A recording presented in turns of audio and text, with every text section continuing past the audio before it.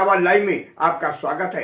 मैं राजेंद्र सोनी एक बार फिर हाजिर हूं आम जन से लेकर राजनीति और क्षेत्र की विभिन्न घटनाओं के साथ।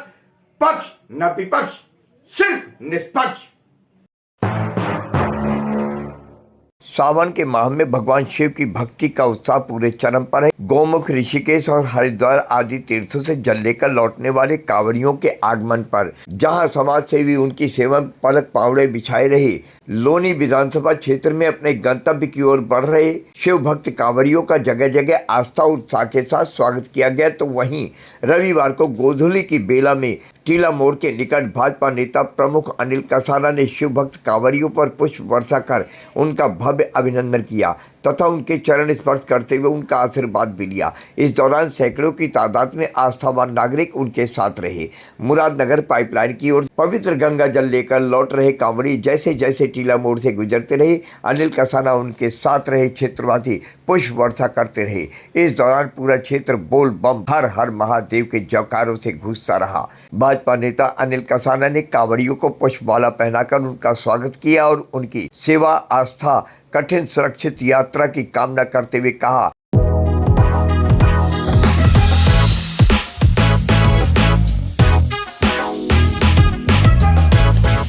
आज आप कावड़ मार्ग पर पहुंचे हैं। कावड़ यात्रियों पर पुष्प वर्षा की है। देश भर में तमाम जगह पर यात्रा वर्षा की जा रही। क्या कहेंगे आज आप इस कार्यक्रम पर? ये हमारा पश्चिम उत्तर प्रदेश का सबसे बड़ा पर्व है ये, जहाँ से लाखों लोग हरिद्वार से चल के अपने अपने गाँव में अपने मंदिरों पे जल चढ़ाते हैं। तो ये हमारे लिए बहुत खुशी का, हमने अपना थोड़ा सा वक्त निकाल के इनकी सेवा करी।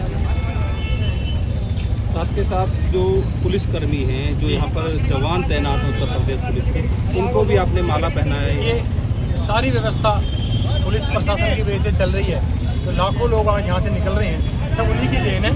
और हमने जो 1 घंटा फूल वर्षा की है, उसमें भी उनका बहुत बड़ा सहयोग है। तो उनका निश्चित रूप से उनका सम्मान हमें करना बनता है। कसाना जी का क्योंकि पूरे प्रदेश में योगी आदित्यनाथ जी भी शिव भक्तों पर पुष्प वर्षा कर रहे हैं। जी, इसी कड़ी को आपने आज आगे बढ़ाया। बिल्कुल, क्या कहेंगे इसको लेकर? देखो, मैंने जैसे पहले कहा, ये हमारा साल में एक बार त्यौहार आता तो 2 बार है, लेकिन इसमें ज़्यादा लोग जो है जल लेके चलते हैं तमाम मंदिरों में पूरे देश में।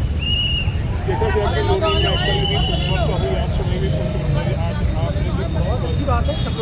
सब लोग सभी का भोले शंकर तो सभी के हैं, सारे कांवड़ियाँ सभी के, सभी को सेवा करनी चाहिए, जो भी किस तरह करना चाहिए। अपने प्रशासन अधिकारियों को भी पुष्पमाला पहनाने उनका भी बहुत सहयोग रहा, इसलिए उनको भी पुष्पमाला पहनाई गई। उत्तर प्रदेश में योगी सरकार के नेतृत्व में समाज सेवी हों या कुछ लगातार शिव भक्तों की सेवा कर रहे हैं, पुष्प वर्षा कर रहे हैं। आप उसको क्या करें? जो सभी को करनी चाहिए, नेताओं को भी करनी है, आम जन को भी करना चाहिए। और जितने ये शिविर चल रहे हैं, कोई नेता नहीं लगा रखा, नेताओं का छोटा मोटा सहयोग हो सकता है, आम जनता ही देश की कर रही है। नेता भी कर रहे हैं, नेताओं से जो बंदा नेता भी कर रहे हैं, लेकिन ज़्यादा भागीदारी प्रशासन और आम जनता। आपने शिव भक्तों के स्वागत के लिए कुछ होर्डिंग अपने लगवाए थे, हमने देखा था प्रमुख चौराहे हों, प्रमुख रास्ते हों, सभी जगह आपके होर्डिंग लगे हुए, लेकिन कहीं कहीं पर आपके होर्डिंग को फाड़ने का भी कार्य किया गया, वहाँ से हटाने का कार्य किया गया। यार ये जो जिसका जो काम होता है वो करने। 6 महीने बचे हैं चुनाव में, जो जिसका काम है वो लौनी की जनता जान रही है। लौनी में सड़क नहीं, पानी नहीं, बिजली नहीं। अब इसको यार मेरे से क्यों ज़्यादा बुलवाते हो? मैं ज़्यादा किसी की बुराई भलाई नहीं करना चाहता।